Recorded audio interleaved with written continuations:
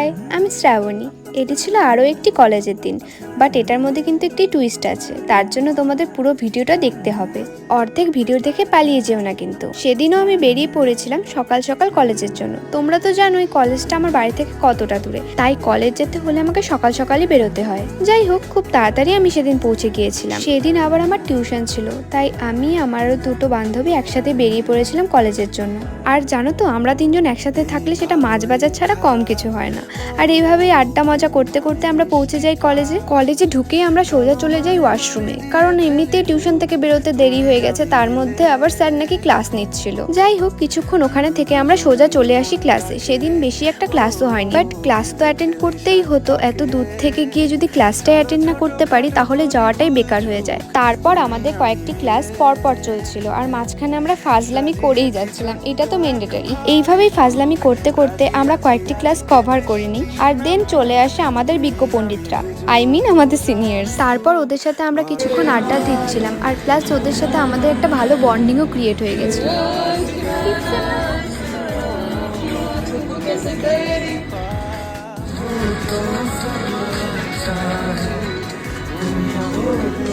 যাই হোক, আড্ডার শেষে আমরা একটু খেতে গিয়েছিলাম, বাট যেটা খেতে গিয়েছি সেটাই শেষ হয়ে গিয়েছিল দোকানে। তাই সিনিয়র্সরা আমাদেরকে একটি আইসক্রিম খাইয়ে বাড়ি পাঠিয়ে দিয়েছিল। তারপর এই যে আমরা আইসক্রিম খেতে খেতে চলে যাই এই বান্ধবীটার বাড়িতে।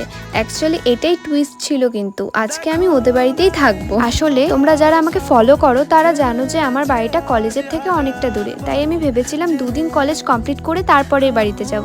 এর জন্যই ওদের বাড়িতে আমি এসেছিলাম। এক কথায় বলা যায় গার্লস নাইট আউট। যাই হোক, সেদিন সন্ধ্যায় আমরা একটু বেরিয়ে পড়েছিলাম সাগর দিকে যাওয়ার জন্য। আমাদের সাথে আরো একটি বান্ধবী জয়েন হবে, তাই আমরা দুজনেই আগে বেরিয়ে পড়েছিলাম, পরেও আসবে। আর এদিকে তো বৃষ্টি থামারই নাম নিচ্ছিল না। কিন্তু বৃষ্টি থাক আর যাই থাক, আমরা তো এমনিও যেতাম অমনিও যেতাম, কারণ একদিন বলেই কথা, মজা না করলে হয়। তাই এই যে আমরা টোটোতে বসে পড়ি আর চলে যাই সাগর দিঘিতে। বৃষ্টিটা এসে ঘোড়ার মুডটা নষ্ট করে দিয়েছিল, কিন্তু আমরা কি আর থামি, আমরা এই বৃষ্টিতেই বেরিয়ে পড়েছিলাম। আর দেখতে এতটা সুন্দর লাগছিল বলার বাইরে। কোচবিহার তো অনেক গিয়েছি, কিন্তু এভাবে রাতের বেলায় বান্ধবীদের সাথে ঘুরতে কোনোদিনই যাওয়া হয়নি। যাই হোক, এটাও একটি মেমোরিজ হিসেবে থাকলো।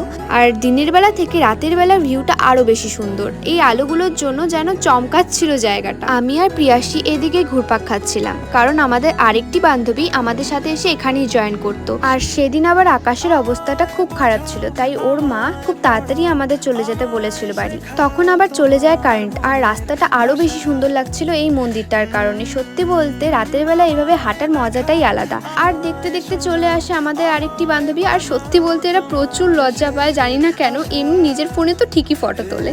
যাই হোক, এরা আমার ভিডিওটা দেখলে স্বাভাবিক আমাকে এসে গালি দিবে, বাট যেটা সত্যি ওটা তো সত্যি। তো আমাদের প্ল্যান ছিল মোমো খাওয়ার, তো আমরা সোজা চলে আসি মোমোর দোকানে, কারণ আর বেশি দেরি করা যেত না, এমনিতেই অনেক রাত হয়ে গিয়েছিল।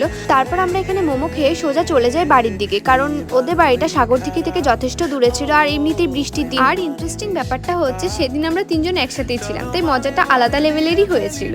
আর এরপরে আমার কোনো ক্লিপস নেওয়া হয়নি, আর আমরা সোজা খেয়ে দিয়ে চলে গিয়েছিলাম নিজেদের রুমে। আর বাকিটা তো দেখেই যাও তোমরা।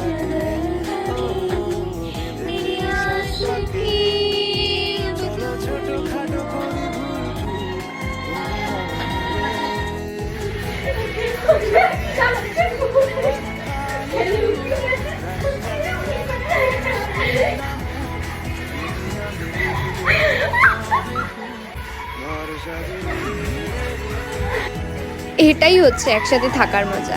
যাই হোক, এভাবেই আমরা রাতটা পার করেছিলাম মজা করে। আর ভিডিওটা এই পর্যন্তই। যদি ভালো লেগে থাকে তাহলে লাইক, কমেন্ট, ফলো করতে কিন্তু একদমই ভুলো না। আর কেমন লাগলো কমেন্টে বলে দিও। টাটা।